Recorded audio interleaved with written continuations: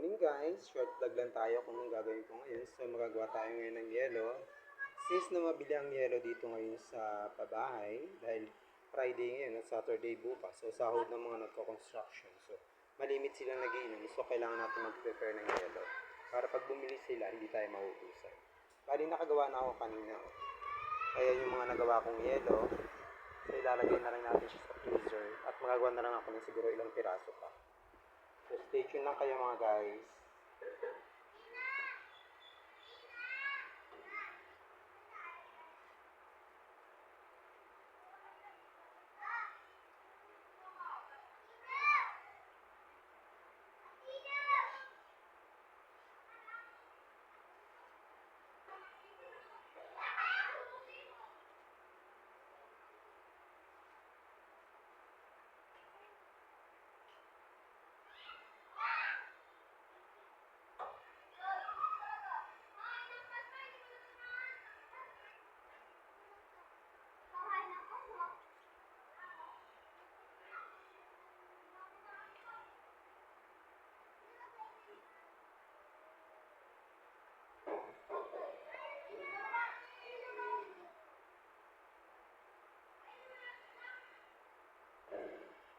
So good, kung kalalaki yung ice natin guys.